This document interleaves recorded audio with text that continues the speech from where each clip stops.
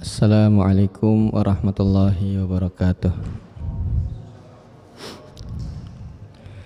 Innal hamdalillah nahmaduhu wa nasta'inuhu wa nastaghfiruh wa na'udzu billahi min syururi anfusina wa sayyiati a'malina may yahdihillahu fala mudilla lahu wa may yudlil fala hadiyalah. Asyhadu an la ilaha illallah wahdahu la syarika lah wa asyhadu anna Muhammadan abduhu wa rasuluh. Ya ayyuhalladzina amanu taqullaha haqqa tuqatih wa la tamutunna illa wa antum muslimun.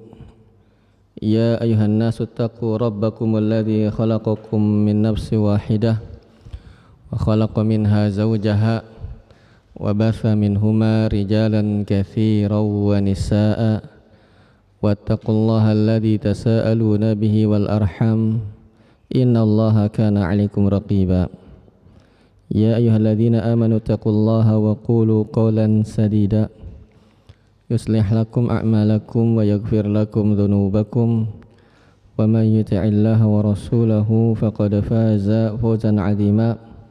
Amma ba'd. Fa inna asdaqal hadithi kitabullah wa khairul hadi hadi Muhammadin sallallahu alaihi wasallam wa syarrul umuri muhdatsatuha wa kullu muhdatsatin bid'ah wa kullu bid'atin dhalalah wa kullu dhalalatin finnar. Alhamdulillah, segala puja dan puji syukur senantiasa kita panjatkan kepada Allah Subhanahu wa taala. Pagi hari ini Allah Subhanahu wa taala menakdirkan kita untuk bisa bertemu, bisa saling nasihat dan menasihati. Semoga apa yang kita lakukan ini dinilai ibadah di sisi Allah Subhanahu wa taala dan menjadi pemberat timbangan kita kelak di hari kiamat. Dan perlu diketahui bahwa yang dirahmati Allah, nikmat bisa bersimpuh, bisa belajar agama walaupun sesaat adalah sebuah nikmat Allah Subhanahu wa taala yang patut disyukuri, agar Allah Subhanahu wa taala menambahkan kita nikmat-nikmat yang lainnya tersebut. Jadi dengan mensyukurinya, dengan mengamalkannya ya semampu yang kita bisa lakukan, dan berdoa kepada Allah Subhanahu wa taala terutama agar Allah Subhanahu wa taala istiqomahkan kita di atas hal ini. Karena tidak ada yang tahu bahwa yang dirahmati Allah Subhanahu wa taala akhir dari kehidupan itu seperti apa. Ya mungkin sekarang kita diberikan nikmat ini kepada kita, belum tentu nanti suatu saat hari nanti pun kita akan tetap seperti ini. Oleh karenanya kita berdoa kepada Allah Subhanahu wa taala, mohon pertolongan dari Allah Subhanahu wa taala, karena tanpa pertolongan Allah tidak mungkin kita bisa seperti ini. Salawat serta salam semoga tercurah kepada Nabi kita Muhammad sallallahu alaihi wasallam, pada istri-istri beliau, karib kerabat beliau, sahabat-sahabat beliau, dan orang-orang yang mengikuti mereka dengan baik. Bapak-bapak yang dirahmati Allah Subhanahu wa taala, kembali kita melanjutkan pembacaan matan Thalathatul Usul. Telah sampai pembahasannya pada inti dari kitab ini. Alhamdulillah, telah selesai muqaddimah dalam kitab Thalathatul Usul ini yang berjumlah sebanyak 4 muqaddimah, betul? Muqaddimahnya ada berapa ya? 4 apa 5 ya?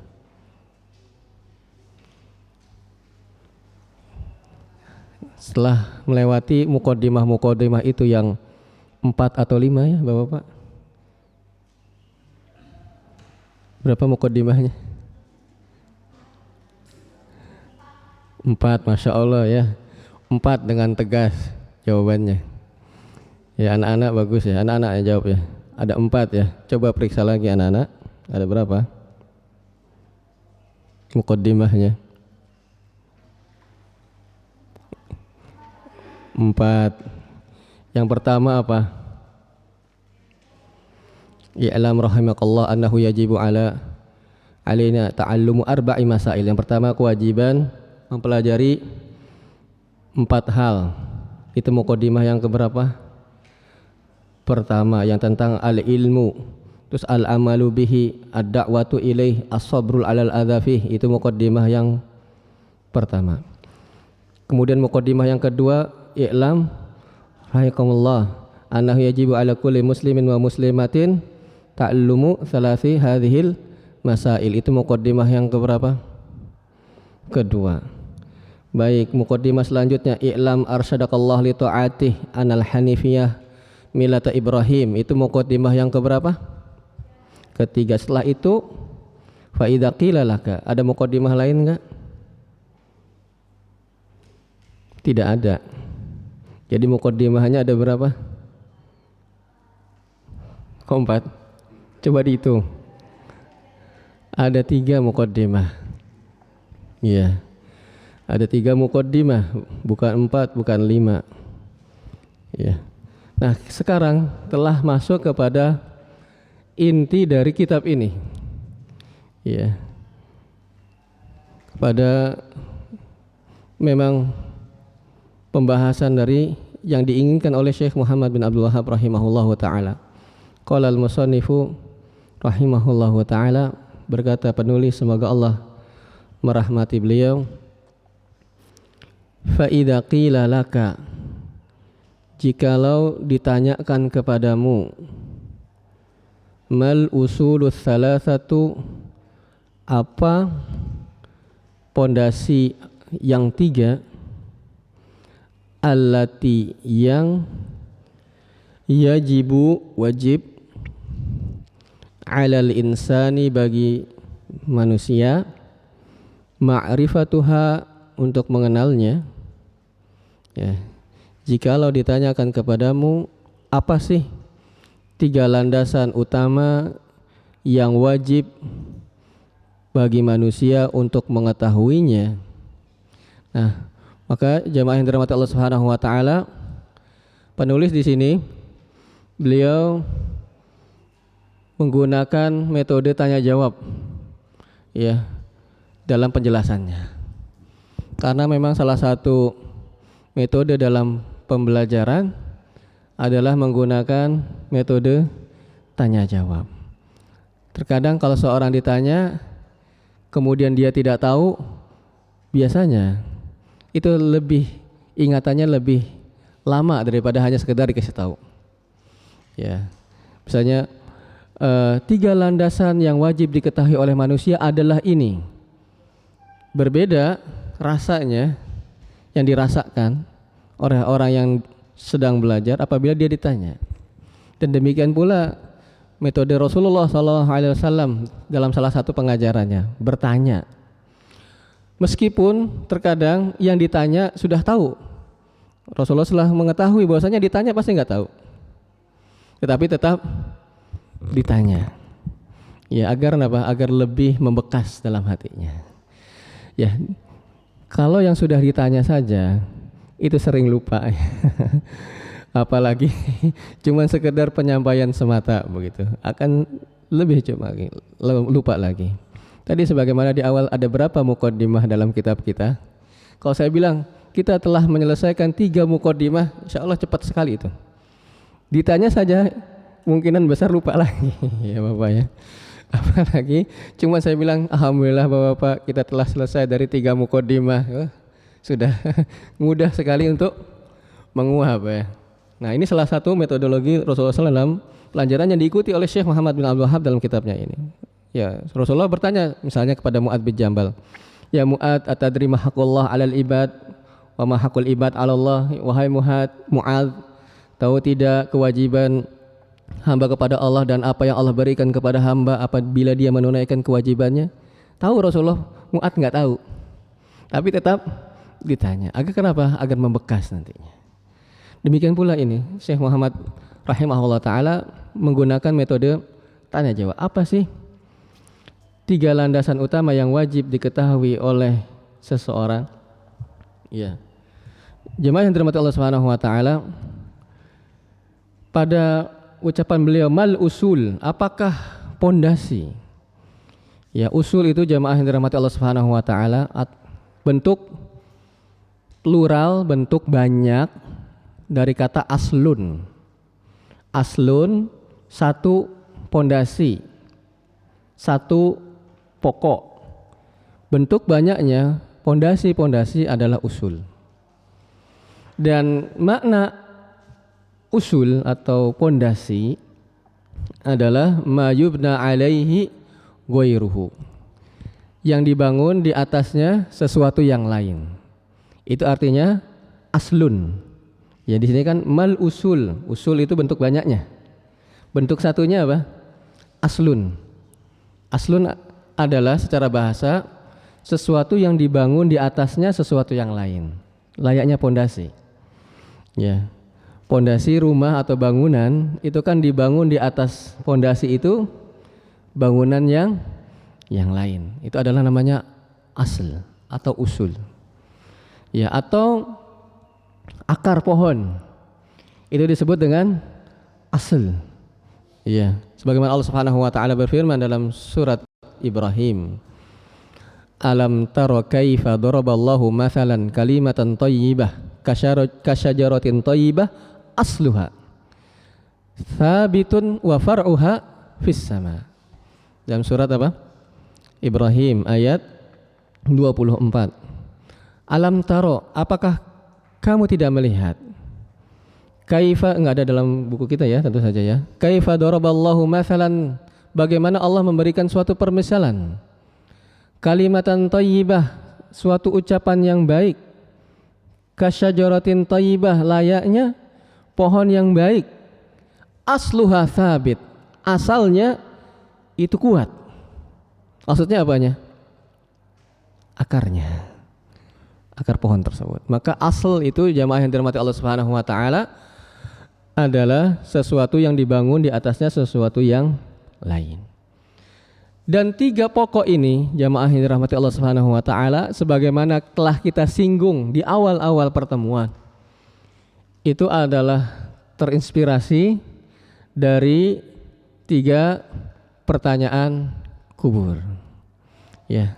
Nanti kelak semua kita jamaah yang dirahmati Allah Subhanahu wa taala pasti akan mengalami pertanyaan kubur ini. Ya ingat-ingat nih, oh ini dia nih, pertanyaan ini yang dulu saya ngaji di Al-Ihsan ini. Sekarang kejadian hal tersebut. Ya. Ini adalah sebagaimana yang di dalam sebuah hadis diriwayatkan oleh Imam Bukhari. Rasulullah SAW bersabda, "Idza uqidal mu'min fi qabrihi." Jikalau nanti seorang mukmin itu ya didudukkan di kuburannya, utia, maka akan didatangkan nanti malaikat. Tsumma syahida alla ilaha illallah wa anna muhammadar rasulullah.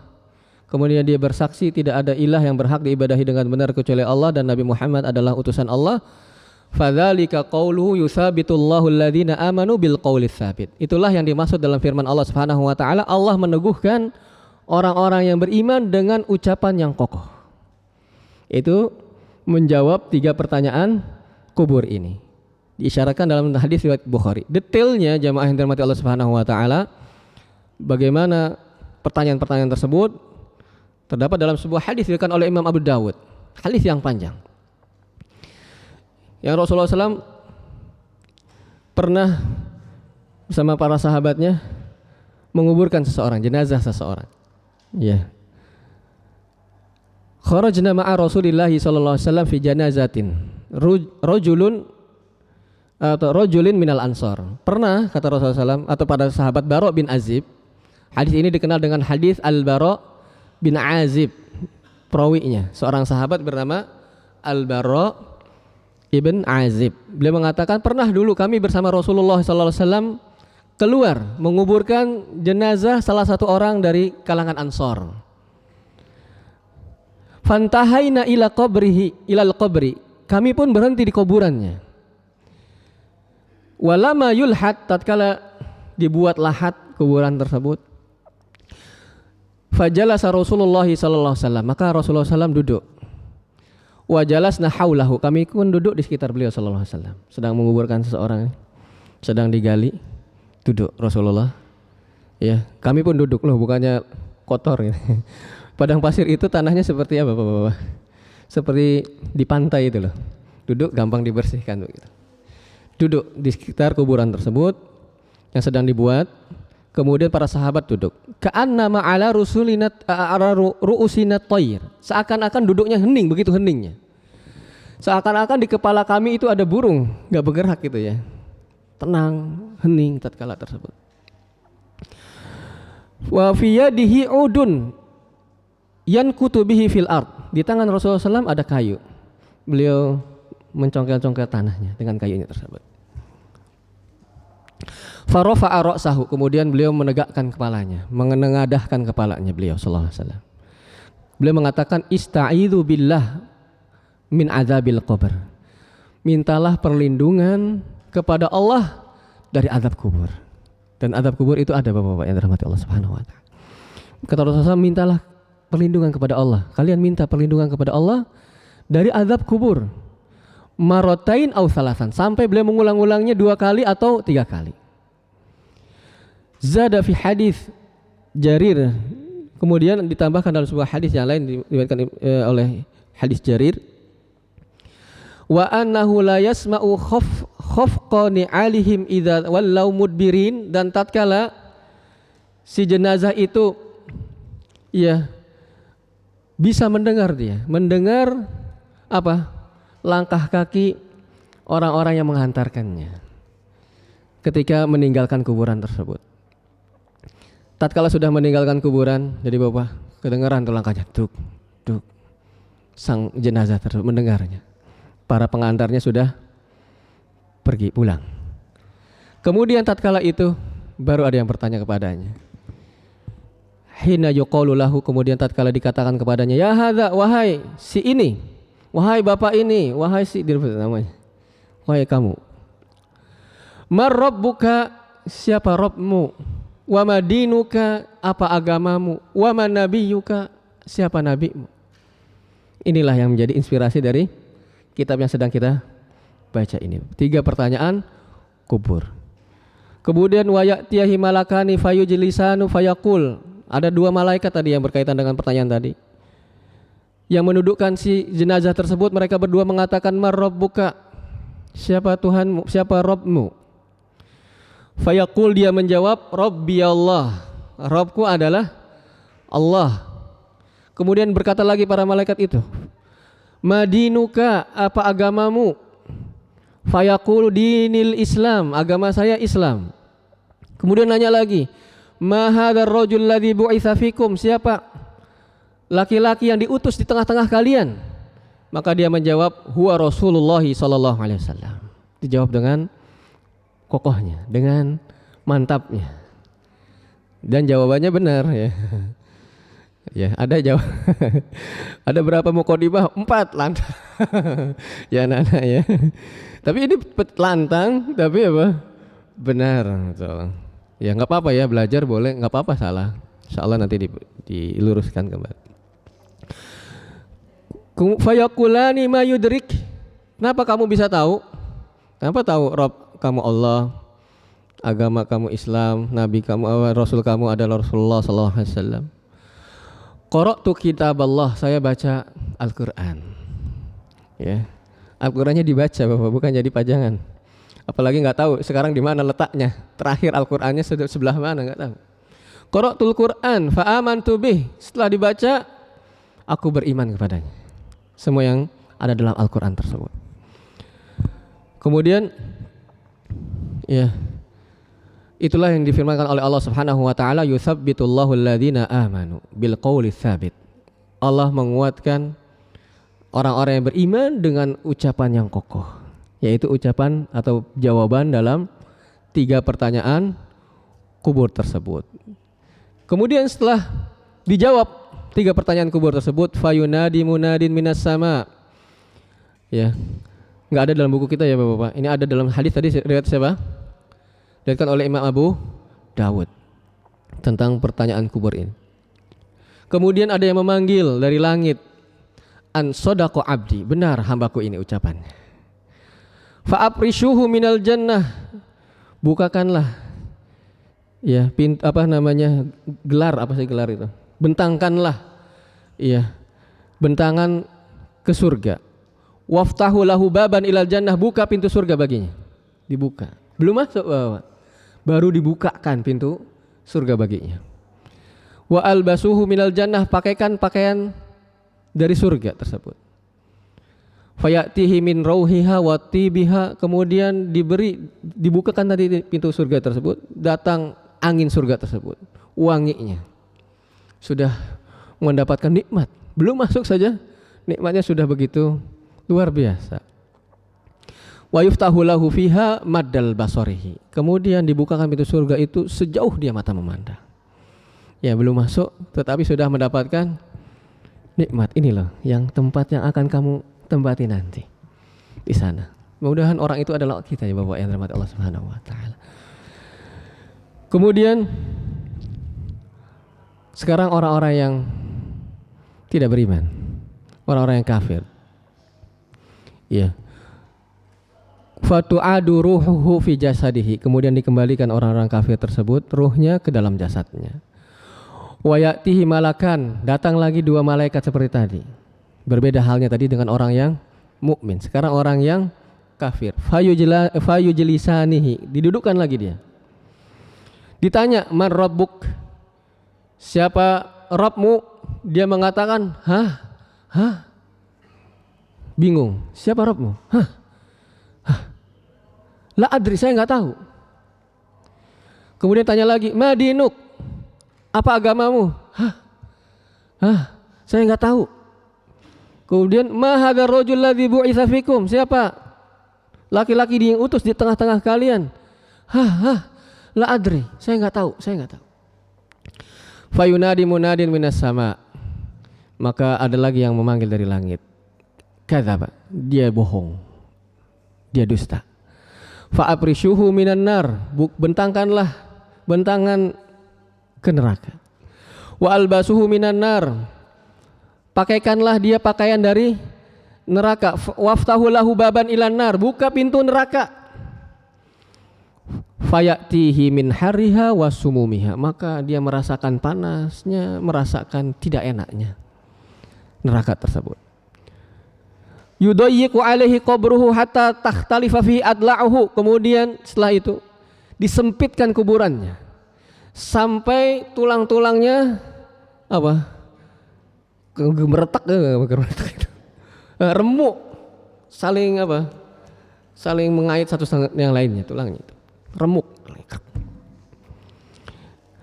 Kemudian Bapak-bapak yang dirahmati Allah Subhanahu wa taala, itulah yang dirasakan oleh orang-orang kafir. Sudah mendapatkan panasnya neraka, ya, tidak nyamannya neraka. Kuburannya disempitkan sampai tulang-tulangnya itu terpaut satu dengan yang lainnya. Fayudribuhu biha dorbatannya. Kemudian ada seorang a'ma abkam, ada sesuatu makhluk yang buta dan dia tuli, ya, buta dan bisu, afwan. Kemudian dia punya palu itu Bapak, punya alat pemukul yang jangan dibayangkan palu untuk ketok paku ya Bapak. Intinya dia punya alat untuk memukul. Fayadribuhu biha dorbatan, kemudian dipukullah si jenazah tadi dengan alat pemukul tersebut. Sakitnya gimana? Aduh gitu doang? Maka tidak Bapak. Yasma'uha ma bainal masyriq wal maghrib ila tsaqalain, yang teriakannya itu didengar oleh makhluk di timur dan di barat kecuali manusia dan jin saja yang enggak mendengar. Fayasiru turaban, sampai dia hancur menjadi debu. Dipukul, teriakannya sampai yang di timur dan di barat mendengarnya kecuali dua makhluk, manusia dan jin saja, sampai dia menjadi debu. Fatu'adu fihi ruh, kemudian dibalikin lagi ruhnya. Subhanallah, Bapak yang dirahmati Allah Subhanahu wa taala. Itulah yang akan dihadapi oleh kita semua Bapak yang dirahmati Allah Subhanahu wa taala tatkala kita nanti di alam kubur kita.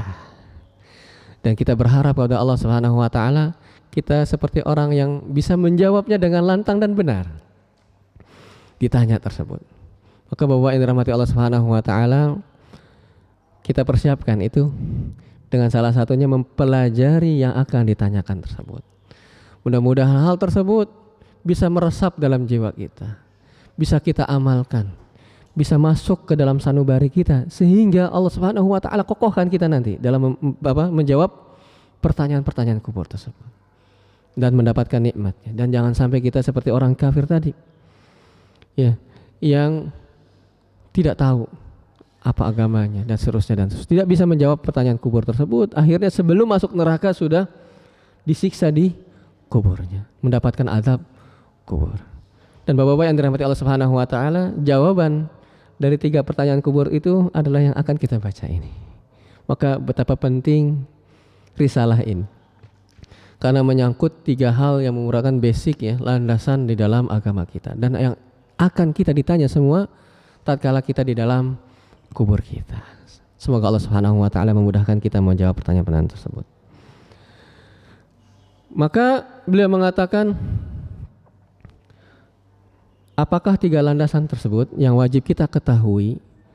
Fakul, maka jawablah, ma'rifatul abdi rabbahu, yaitu seorang hamba mengenal Rabbnya. Karena bapak yang dirahmati Allah Subhanahu wa taala, inilah tujuan keberadaan kita di muka bumi ini, agar kita bisa beribadah kepada Allah Subhanahu wa taala. Bagaimana kita bisa beribadah kepada Allah sedangkan kita tidak mengenal siapa yang kita ibadahi tersebut? Ya, maka wajib bagi kita untuk mengenal Allah Subhanahu wa taala. Karena Allah lah yang kita ibadahi. Sangat suatu yang tidak masuk akal kita beribadah kepada sesuatu yang kita tidak mengenalnya. Ya, maka itu adalah hal yang tidak masuk dalam akal kita. Maka penting bagi kita untuk mengenal siapa Allah Subhanahu wa taala, zat yang kita ibadahi. Wa dinahu, dan jawablah mengenal seorang hamba mengenal Rabbnya, mengenal agamanya. Karena beribadah kepada Allah Subhanahu wa taala kita melalui atau menggunakan agama Islam ini. Kita beribadah kepada Allah Subhanahu wa taala dengan agama Islam. Ya, dengan sesuatu yang kita gunakan untuk beribadah kepada Allah Subhanahu wa taala. Mengapa kita penting untuk mengetahui agama kita ini? Karena kita nanti beribadah kepada Allah ya dengan cara-cara dalam Islam ini. Kemudian wa nabiyahu Muhammadan sallallahu alaihi wasallam, dan mengenal nabinya yaitu Muhammad sallallahu alaihi wasallam, karena melalui perantara beliaulah kita bisa beribadah kepada Allah Subhanahu wa taala. Melalui perantara beliaulah kita bisa mengetahui Islam. Oleh karena itu 3 hal yang disebutkan tadi merupakan hal yang sangat mendasar, hal yang sangat basic, hal yang seharusnya tidak luput dalam pengetahuan kaum muslimin. Mengenal siapa Rabbnya, mengenal agamanya, dan mengenal nabinya. Bukan cuman kata-katanya ya, Rabbnya siapa? Allah, agamanya Islam, nabinya Muhammad sallallahu alaihi wasallam. Bukan hanya sekedar itu. Pengetahuan yang lebih daripada itu. Bukan hanya sekedar namanya saja, judulnya saja. Ya. Nah, ini beliau mengatakan 3 hal ini secara global, Bapak-bapak. Beliau globalkan dulu, mengenal Allah, mengenal agama Islam, mengenal Rasulnya. Dan setelahnya beliau akan lebih merinci bagaimana mengenal Allah, bagaimana mengenal agama Islam, bagaimana mengenal nabinya Muhammad sallallahu alaihi wasallam. Dan demikian pula salah satu metode pengajaran Nabi sallallahu alaihi wasallam, beliau memulai dengan sesuatu yang global dulu. Setelah itu baru secara rinci. Ya, dalam hadis-hadisnya beliau mengatakan salasun man kunna wajada bihinna halawatal iman. Ada 3 hal yang seseorang itu bisa merasakan lezatnya keimanan, baru beliau rinci. Ada 7 hal yang membinasakan, baru beliau rinci. Ini juga Masya Allah ya, Syekh Muhammad di sini rahimahullah taala mengikuti banyak contoh metode pengajaran Nabi Shallallahu alaihi wasallam dalam kitabnya ini. Ya, bertanya dengan metode bertanya, kemudian dengan metode global, baru rinci dalam kitabnya salah satu usul ini. Setelahnya beliau merinci, Bapak yang dirahmati Allah Subhanahu wa taala. Fa idza qila laka, dan apabila ditanya kepadamu, marabbuka, siapa Rabbmu? Iya. Fakul maka jawablah, Rabbi Allah, Rabbku adalah Allah, wa Rabb apa? Alladzi Rabbani, yang menjaga, yang memeliharaku, wa Rabba jami'al alamina bi ni'amihi, dan juga yang memelihara seluruh alam ini dengan nikmat-nikmatnya. Ya, jadi Bapak-bapak yang dirahmati Allah Subhanahu wa taala, apabila kita ditanya siapa Rabb kita, maka kita menjawabnya adalah Rabb kita adalah Allah Subhanahu wa taala. Dialah Allah Subhanahu wa taala adalah Rabb kita, dan bukan hanya Rabb bagi diri pribadi kita, tetapi juga Rabb bagi semua alam. Dan Bapak-bapak yang dirahmati Allah Subhanahu wa taala, wa huwa ma'budi, dan Allah, dialah Allah adalah ma'bud, sesembahanku. Tetapi yang perlu kita ketahui Bapak-bapak yang dirahmati Allah Subhanahu wa taala, Rabb, arti Rabb itu bukan sekedar ma'bud. Ya. Di sini beliau mengatakan wa huwa ma'budi, bukan kita pahami bahwasanya makna Rabb adalah ma'bud saja. Rabb adalah yang disembah gitu, yang diibadahi, bukan itu saja. Tetapi alladzi yastahiqqu bi an yu'bad wahdahu, yaitu sesuatu yang berhak untuk diibadahi saja, yang lain tidak berhak. Ya, jadi yang dimaksud dengan Rabb apa? Sesuatu yang berhak untuk diibadahi saja. Ya.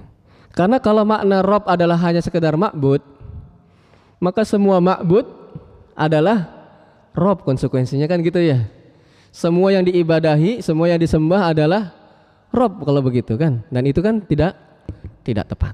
Jadi yang jangan salah dipahami apa yang beliau katakan ini, wa huwa ma'budi, bukan berarti bahwasanya makna Rabb adalah ma'bud, yang diibadahi, begitu saja tidak. Tetapi yang berhak untuk diibadahi. Laisa li ma'budun siwahu, dan tidak ada ya yang aku sembah selain Allah Subhanahu wa taala. Wad dalilu, dan dalilnya qauluhu ta'ala, firman Allah Subhanahu wa taala, alhamdulillahi rabbil alamin. Segala puji bagi Allah, Rabb semesta alam. Ya, jadi beliau Bapak yang dirahmati Allah Subhanahu wa taala mulai merinci ya tentang ma'rifatul abdi rabbahu. Rabb kita adalah Allah Subhanahu wa taala yang memelihara kita semua, dan bahkan memelihara selain kita pribadi. Semua alam semesta ini Allah Subhanahu wa taala pelihara dengan nikmat-nikmatnya. Allah Subhanahu wa taala memberikan banyak nikmat kepada hambanya. Salah satu nikmatnya Allah ciptakan kita. Diciptakan sebagai manusia ya. Apa jadinya kalau kita diciptakan bukan sebagai manusia? Yang pertama.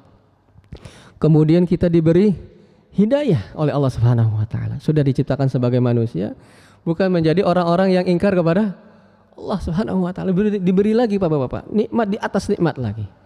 Allah ciptakan kita, kemudian Allah beri kita hidayah. Ya, apa jadinya kita kalau Allah tidak ciptakan sebagai seorang yang beriman? Na'udzubillah min dzalik. Dan nikmat iman itu adalah nikmat yang sangat besar, Bapak. Dijadikan ya, kita itu orang-orang yang beragama Islam, yang mengucapkan asyhadu alla ilaha illallah wa asyhadu anna Muhammadar Rasul, nikmat yang sangat besar. Tetapi sayangnya nikmat ini itu berlalu begitu saja. Paling tidak kurang kita syukuri. Coba Bapak, kalau kita baca, kita dengar kisah-kisah orang yang meraih hidayah, memperoleh atau menjemput hidayah, masuk ke dalam Islam, kisah-kisahnya begitu menakjubkan. Kalau Bapak-bapak baca, kalau Bapak-bapak dengar tentang kisah-kisah mereka, mengorbankan apa yang mereka bisa korbankan ya. Keluarganya berantakan misalnya gara-gara masuk Islam, dimarahi, ya, dicaci maki, diusir, dipermalukan oleh keluarganya. Kalau dia seorang suami dipisahkan dari istrinya. Kalau istri dipisahkan dari suami dan anak-anaknya. Berat Bapak-bapak. Ya, untuk hanya bisa menjadi orang yang mengucapkan la asyhadu an la ilaha illallah wa asyhadu anna Muhammad Rasulullah. Kita ini sudah diberi nikmat itu. Enggak banyak yang kita korbankan, cuma misalnya ngaji, mengamalkan. Orang itu subhanallah, keluarganya berantakan. Ya. Kemudian kalau dia mikir, oh kalau keluarga saya berantakan, apalagi sudah lama berkeluarga ya, anak sudah banyak. Mikir kalau orang bukan memang karena menginginkan suatu yang begitu luar biasa, mikir-mikir dia, nggak usah lah, ya udahlah saya percayain aja, tapi saya tetap dalam agama saya, misalnya kan begitu. Tapi dia tidak melakukan hal tersebut, menakjubkan. Kehilangan pekerjaannya mungkin, ya. Kemudian kehilangan kalau dia berniaga bisnis, kehilangan rekan-rekan bisnisnya mungkin, kehilangan konsumennya, langganannya mungkin, dan seterusnya dan seterusnya. Tetapi dia biarkan semua itu. Tidak ada yang bisa menggantikan nikmat asyhadu alla ilaha illallah wa asyhadu anna Muhammad Rasulullah. Kita yang dari lahir sudah dari bapak Islam, bahkan dari kakek mungkin, buyut mungkin kita Islam, tapi kurang mensyukurinya. Coba bapak-bapak baca kisah-kisah orang yang masuk ke dalam Islam, begitu menakjubkan kisahnya, luar biasa. Malu kayaknya kita ditampar-tampar ini wajah kita, ya. Subhanallah, nikmat ini bapak-bapak dijaga bapak-bapak. Nikmat Islam, nikmat iman. Dengan apa? Dengan mempelajarinya salah satunya. Sudah diberikan nikmat ini, kemudian kita pelajari sebagai bentuk rasa syukur kita kepada nikmat tersebut. Ya. Kemudian mengamalkannya, kemudian menyampaikannya, kemudian bersabar di hal-hal yang mendapatkan ujian dan gangguan di atasnya. Kemudian bapak-bapak yang dimati Allah Subhanahu wa taala, telah diberi nikmat sebagai manusia, nikmat sebagai orang yang beriman, kemudian nikmat rezeki, nikmat-nikmat yang lain banyak. Ya, yang kalau kita hitung-hitung nikmat Allah Subhanahu wa taala itu enggak kehitung. Kalau kita punya alat hitung, error itu alat hitung. Saking enggak kehitung. Wa in ta'uddu ni'matallahi la tuhsuha. Sudah banyak. Karena sebegitu banyaknya lewat nikmat itu, akhirnya kita kurang mensyukurinya, biasa-biasa saja nikmat tersebut. Nikmat duduk nih Bapak ya, pernah saya sampaikan ya, duduk nekuk sila itu nikmat yang mungkin kita, apa sih nikmatnya bisa duduk sila begini. Iya, ternyata coba tanya sama orang yang asam urat Bapak yang kambuh dengkulnya itu, baru nekuk gitu. Mau jalan begitu susah. Ini nikmat kita ini. Nikmat mata bisa melihat, nikmat telinga bisa mendengar. Berapa biaya ya kalau ada kerusakan dalam telinga kita, belum cek labnya, belum ke dokternya, belum ongkosnya, itu baru telinga. Mata berapa mata? Ya, ya. Operasi kalau ada kesalahan operasi, belum kalau ada salah operasinya berhasil, kalau operasinya gagal berapa lagi? Banyak nikmat baru dari mata, baru dari telinga. Mulut kita ini Bapak, ya bisa ngomong. Coba tanya orang yang stroke misalnya. Coba. Alhamdulillah kita masih bisa baca Quran nih. Diberi nikmat oleh Allah lisan kita ini. Kita mungkin masih ogah-ogahan baca Quran. Diberi mata yang sehat, mungkin ogah-ogahan baca Al-Quran. Ya pernah saya cerita belum Bapak-bapak, ada seorang bapak yang kena penyakit gula, yang matanya akhirnya tidak jelas melihatnya, hilang penglihatannya karena sebab efek gula tersebut. Dia menangisnya kenapa? Karena nggak bisa baca Quran. Begitu Begitu bisa sembuh matanya itu, pertama kali yang dilakukan katanya dia baca Quran sambil menangis. Nikmat, subhanallah. Kita nikmat sehat ini malah jadi bermaksiat kepada Allah Subhanahu wa taala. Orang yang kehilangan nikmat tersebut, baru kita kerasa Bapak-bapak kalau hilang nikmat tersebut. Baru aduh, ternyata nikmat itu besar ya. Atau berkurang nikmat minimal. Pandangan kita mulai kabur gitu. Aduh, ternyata nikmat pandang. Aduh, kenapa enggak baca Quran? Kenapa enggak baca buku agama? Kenapa enggak ngelihat pengajian-pengajian? Baru kita menyesal. Ada juga seorang ibu-ibu Bapak-bapak, ini kejadian nyata. Sakit kakinya. Ya entah apa namanya? Saraf kejepit atau entah apa. Jadi kalau lurus, baik berbaring atau berdiri gitu sakit sekali. Sakitnya sampai tidak tertahankan, sampai menangis sang ibu tersebut. Dia nangis. Duduk Bisanya duduk. Jadi tidur duduk. Duduk begini, tidur. Coba bayangin tuh. Karena kalau lurus itu sakit. Tidur telentang gitu kan lurus ya. Sakit itu, nggak bisa. Berdiri kan lurus ya, nggak bisa dia. Dia harus nekuk. Begini harusnya.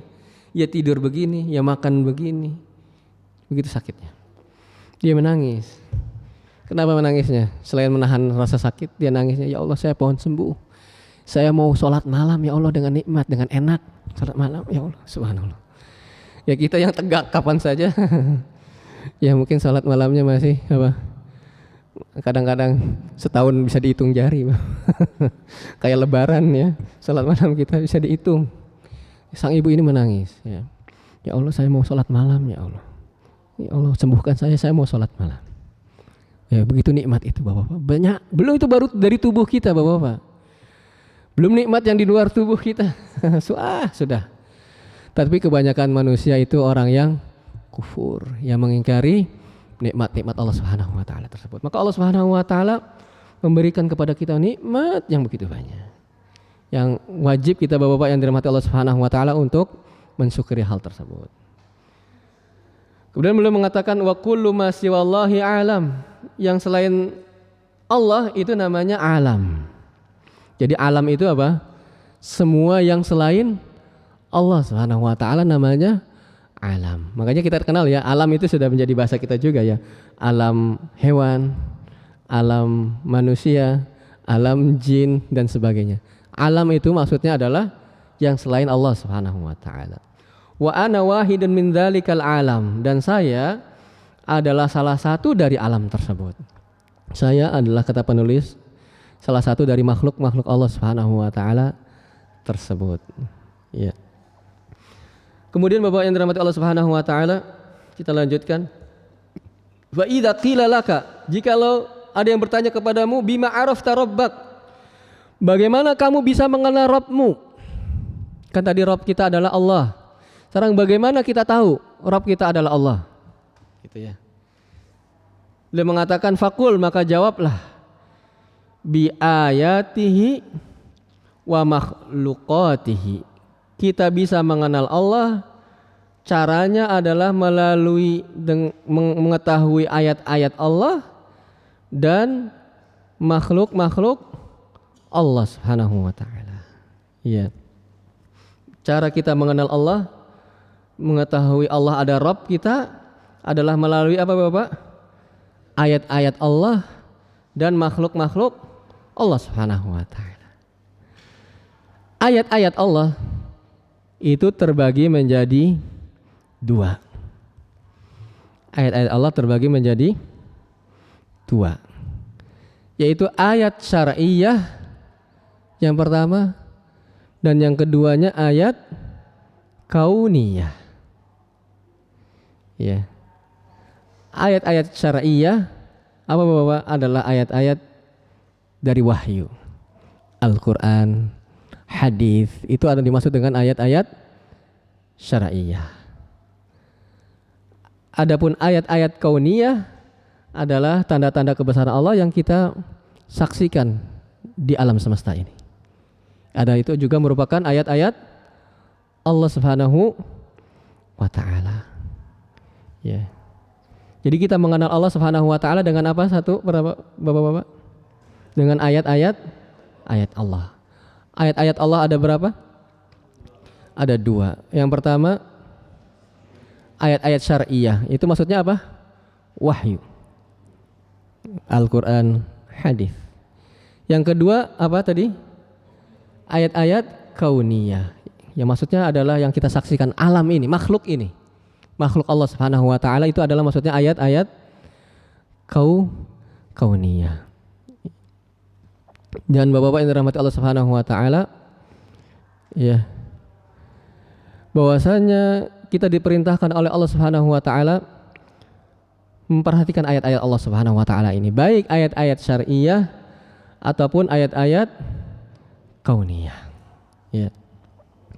Maka bagaimana ayat-ayat syar'iyah kok bisa menjadi dalil bahwasanya Allah adalah Rabb kita? Ya. Bagaimana ayat-ayat kauniyah, ayat-ayat syar'iyah itu bisa menjadi dalil Al-Quran? Kok bisa jadi dalil bahwasanya Rabb kita adalah Allah? Atau kenapa Al-Quran itu berasal dari Allah? Atau kenapa Al-Quran adalah merupakan kebenaran? Karena ada orang Bapak-bapak yang dirahmati Allah Subhanahu wa taala, dia ragu. Ya, ada dia katanya muslim dulunya. Kemudian murtad, keluar dari Islam. Karena ada keraguan katanya. Al-Quran ini katanya dari Allah. Ya, maka apa memang bisa dibuktikan, bagaimana buktinya kata dia? Al-Quran ini dari Allah. Apakah setiap orang yang mengatakan ini dari Allah itu adalah Allah? Itu emang benar dari Allah, dia bilang begitu. Iya. Misalnya Al-Quran ini dari Allah. Ini adalah kalamullah. Dikatakan kepadanya begitu. Apakah setiap orang yang bilang kalau ini kalamullah, ini dari Allah, itu pasti dari Allah, dia bilang begitu. Ya, masuk logika enggak Bapak? Setiap ada orang ini dari Tuhan misalnya. Apakah itu betul dari Tuhan kan gitu? Maka Bapak-bapak yang dirahmati Allah Subhanahu wa taala, jawabannya adalah kenapa ayat-ayat syariah bisa menjadi dalil bahwasannya itu adalah kebenaran, itu adalah memang datang dari Allah Subhanahu wa taala. Pertama, bahwasanya di dalam ayat-ayat syariah tersebut adalah begitu sempurnanya, tidak ada kontradiktif di dalamnya. Kontradiktif itu apa anak-anak? Anak-anak di atas nih. Kontradiktif itu atau bertentangan gitu. Satu bilang A, di lain tempat bilangnya B. Itu namanya apa? Saling bertentangan. Bahasa kerennya anak-anak, kontradiktif. Di dalam Al-Quran itu tidak ada saling bertentangan. Berbeda dengan klaim orang-orang dalam kitab sucinya yang lain. Itu yang satu kok dalam ayat yang lain kok jadi beda. Kemudian cetakan yang barunya lagi kok beda lagi. Ya ada cetakan-cetakannya ya Bapak. Cetakan dulu begini. Kok sekarang cetakan ini nggak ada itu lafadznya. Saya dulu misalnya babi haram, sekarang babi hutan. Ada hutannya kok. Cetakan sekarangnya jadi nggak ada tambahannya. Ada kontradiktif. Ya. Atau satu ayat dengan ayat yang lain ada kontradiktif. Bukti bahwasanya Al-Quran kebenaran, buktikan kontradiktif di dalam Al-Quran. Maka sampai sekarang kalaupun ada mungkin terbantahkan, nggak paham dia maksudnya. Ya, tidak ada kontradiktif dalam Al-Quran, tidak ada hal yang paling bertentangan dalam ayat-ayat Al-Quran. Salah satu bukti bahwasanya Al-Quran adalah kebenaran. Makanya Allah Subhanahu wa taala berfirman tuh Bapak-bapak dalam surat An-Nisa ayat 82.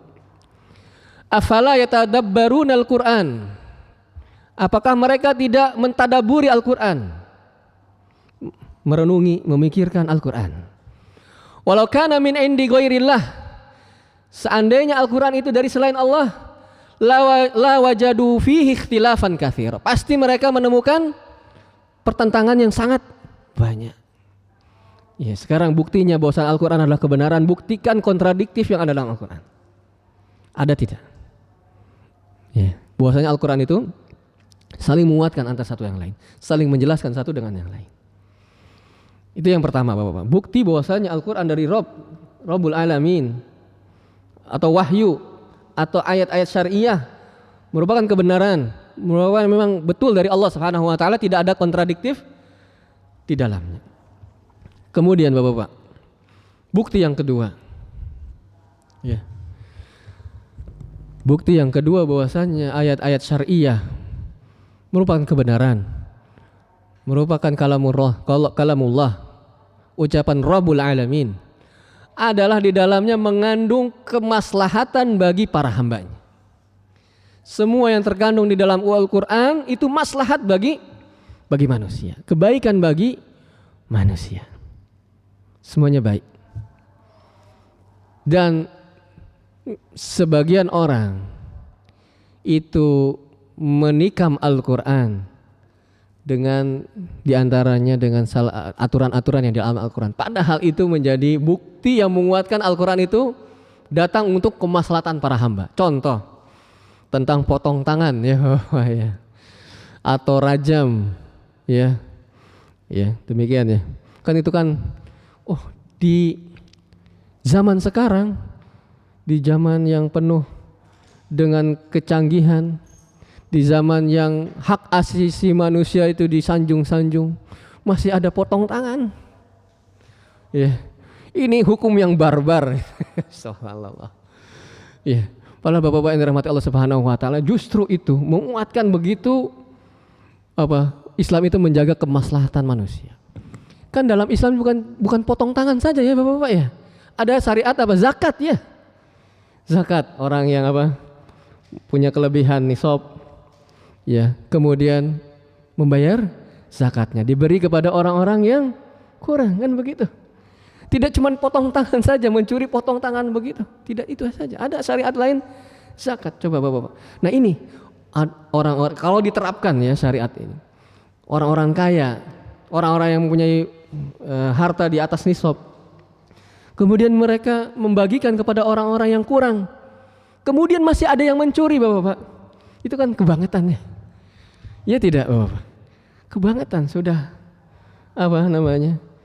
dibagikan keperluannya, dibantu keperluannya dengan melalui perantara zakat, kemudian dia mencuri. Ya. Kemudian itu yang pertama. Kemudian yang kedua Bapak yang dirahmati Allah Subhanahu wa taala. Orang kira-kira kalau tangannya dipotong, dia mikir-mikir berapa kali kalau mau mencuri? Mikir sekali enggak? Tangannya hilang ini.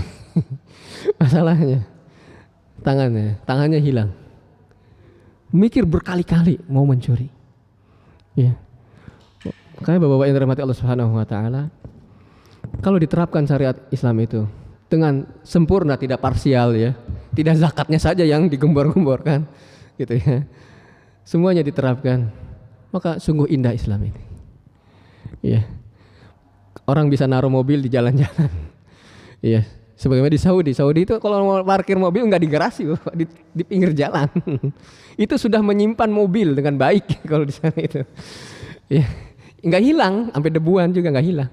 Karena orang mau nyuri itu mikir ya, mobil sama tangan, mendingan saya tangan. Mikirnya demikian. Jadi Bapak yang dirahmati Allah Subhanahu wa taala, dalam Islam itu semua hukumnya adalah baik untuk manusia. Ya, walaupun orang memandang mungkin sebelah mata, kalau dia jujur, dia mau adil ya, nggak subjektif, objektif melihatnya. Ya, nggak ada perasaan dia memandang Islam itu sungguh indah. Ya, sungguh begitu luar biasa hukum yang di dalamnya, begitu adil. Itu bukti bahwasanya Al-Quran itu adalah merupakan kebenaran, dalil. Tidak ada kontradiktif di dalamnya. Kemudian semua hukum-hukumnya untuk kemaslahatan manusia. Ya. Kemudian Bapak yang dirahmati Allah Subhanahu wa taala, itu adalah ayat-ayat syariah, menjadi dalil bahwasanya Allah adalah Rabb kita. Benar berarti Allah Subhanahu wa taala itu benar Rabb, benar yang kita ibadahi. Karena Al-Qur'an ini tidak ada sesuatu yang bertentangan dalamnya. Semua hukum dalam Al-Qur'an adalah untuk kemaslahatan manusia itu sendiri, makhluk itu sendiri. Gitu ya. Kemudian Bapak yang dirahmati Allah Subhanahu wa taala, kita baca dalam ayat ya. Yang jenis yang kedua adalah ayat-ayat kauniyah. Dalam banyak ayat Allah Subhanahu wa taala memerintahkan kita untuk melihat ayat-ayat jenis ini, ayat-ayat kauniyah. Banyak ayat ya. Dan dalam ucapan penulis rahimahullah di sini ya, beliau mengatakan bagaimana kita mengenal Allah dengan ayat-ayatnya dan makhluk-makhluknya. Tadi kita katakan ayat Allah ada berapa? 2. Ayat syar'iyah dan satu lagi kauniyah. Syar'iyah itu apa? Wahyu. Kauniyah itu apa? Makhluk. Melihat Allah, mengenal Allah dari makhluknya. Kemudian beliau mengatakan wa makhluqatihi. Lo kok makhluk lagi? Iya. Mengenal Allah dengan ayat-ayatnya dan makhluk-makhluknya. Lah makhluk kan bukan tadi masuk ke dalam ayat-ayat Allah. Bisa diikuti Bapak-bapak? Tadi kan ayat-ayat Allah dibagi berapa? 2. Syariah itu wahyu, kauniyah itu makhluk. Berarti mengenal Allah dengan ayat-ayatnya baik syariah dan makhluk. Kemudian bagaimana kita mengenal Allah dengan makhluk-makhluknya? Beliau ulang lagi kesannya kan gitu ya? Ya tidak Bapak-bapak? Betul tidak? Loh bukannya tadi udah termasuk tuh makhluk-makhluk di ayat kauniyah tadi. Tapi beliau memisahkannya lagi. Maka Bapak-bapak yang dirahmati Allah Subhanahu wa taala, Ini kemungkinannya beliau maksudkan dengan ayat-ayatnya, mengenal Allah dengan ayat-ayatnya adalah mengenal Allah dengan ayat-ayat syariah, dan makhluk-makhluknya yaitu mengenal Allah dengan ayat-ayat kauniyah. Paham? Bisa diikuti Bapak? Yang beliau maksud dengan ayat-ayatnya yang pertama, bagaimana Anda mengenal Rabb dengan ayat-ayatnya dan makhluk-makhluknya. Ayat-ayat ini dimaksudkan adalah ayat-ayat syariah, makhluk-makhluk ini dimaksudkan dengan ayat-ayat kauniyah. Itu kemungkinan yang pertama. Kemungkinan yang kedua, tidak. Ya. Kemungkinan kedua yang dimaksud dengan ayat-ayatnya dua tadi, baik syariah dan kauniyah. Kemudian ayat-ayat yang makhluk-makhluk ini beliau ulang. Kenapa? Sengaja. Itu dalam ilmu balaghah namanya atful khas alal am. Memisahkan suatu yang khusus yang sebelumnya dirinci. Ya. Kenapa? Karena pentingnya yang khusus ini. Ya. Jadi beliau sengaja memisahkan tuh. Kemungkinan yang kedua, bahwasanya memang ayat-ayat dimaksud pertama itu ayat-ayat kauniyah dan syariah. Kemudian beliau ini lagi tegaskan lagi, yaitu dengan makhluk-makhluknya. Karena begitu, kenapa? Dengan makhluk-makhluknya. Kalau makhluk itu bisa dipahami tentang bukti kebenaran Allah Subhanahu wa taala, baik orang yang alim ataupun orang-orang yang jahil. Karena dia saksikan makhluk Allah Subhanahu wa taala ini, iya enggak? Enggak hanya orang yang alim saja mengetahui ayat, dalil gitu kan.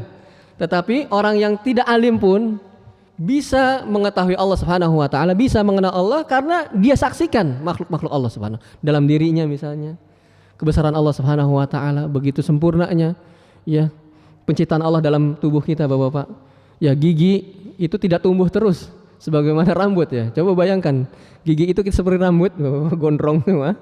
Bagaimana? Ya, dan seterusnya. Begitu sempurna. Ya. Punya tangan seperti ini, sidik jarinya yang berbeda, setiap orang itu beda sidik jarinya, subhanallah. Itu gimana buatnya, Bapak? Ada tanda-tanda kebesaran Allah Subhanahu wa taala. Ada berapa triliun mungkin manusia ini. Dan setiap orang itu sidik jarinya beda-beda. Ya, itu subhanallah. Itu baru dalam diri kita. Nah, kenapa beliau maksudkan dengan makhluk-makhluknya? Kita mengenal Allah dengan makhluk-makhluknya karena makhluk itu bisa disaksikan oleh semua orang, baik orang-orang yang alim dan orang-orang yang jahil. Beliau khususkan. Ya, ini istilahnya atful khas alal am, menyertakan yang khusus yang sebelumnya padahal telah diumumkan. Tadi kan ya, ayat-ayat itu maksudnya ayat-ayat syariah dan kauniyah, kemudian beliau ulang lagi makhluknya, padahal ini masuk ke dalam ayat-ayat kauniyah. Karena pentingnya ini. Tadi, kenapa penting ayat-ayat ini? Karena bisa disaksikan oleh semua orang, bisa dipahami oleh semua orang, tidak hanya orang alim saja, tapi orang yang tidak tahu dalil pun bisa menyaksikan kebesaran Allah Subhanahu wa taala dari makhluk-makhluknya. Ini ada dalam Al-Qur'an yang seperti ini, Bapak. Tadinya umum, kemudian setelahnya khusus. Dalam surah Al-Baqarah ayat 98. Yang gaya bahasa ini subhanallah, beliau mengikuti itu ya. Al-Qur'an pula. Subhanallah.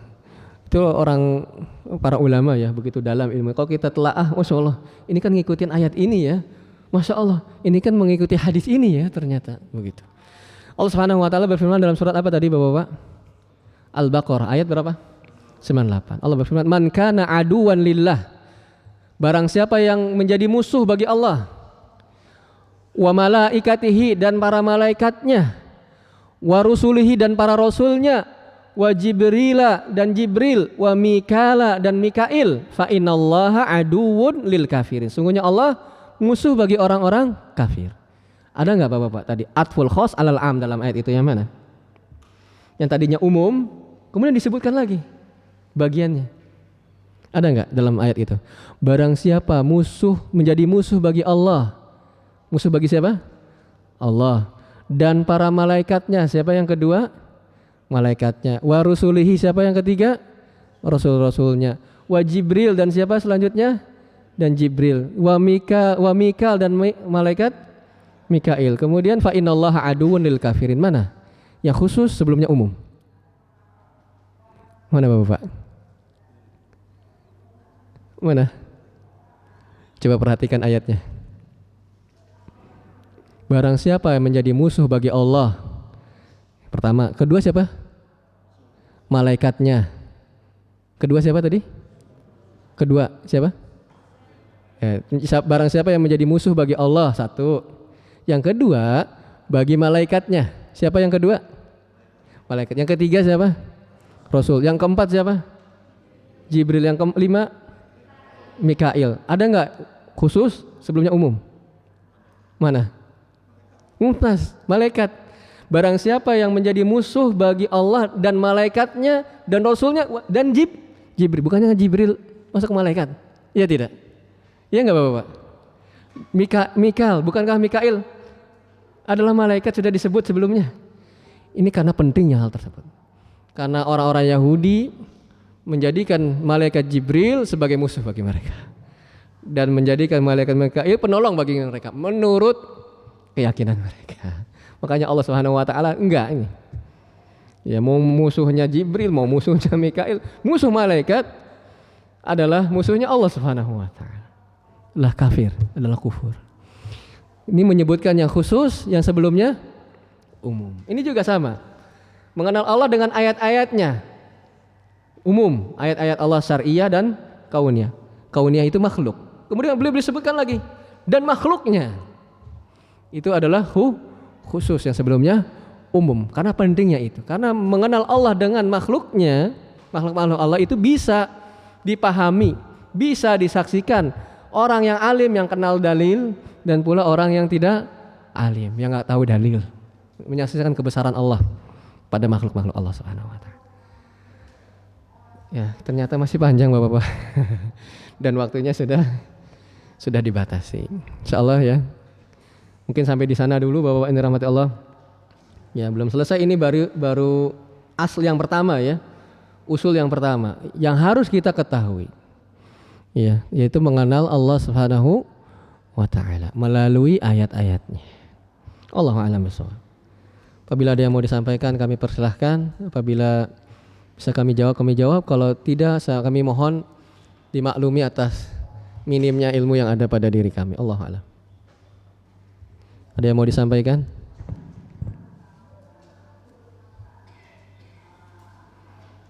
Baik Bapak-bapak, ini adalah modal ya.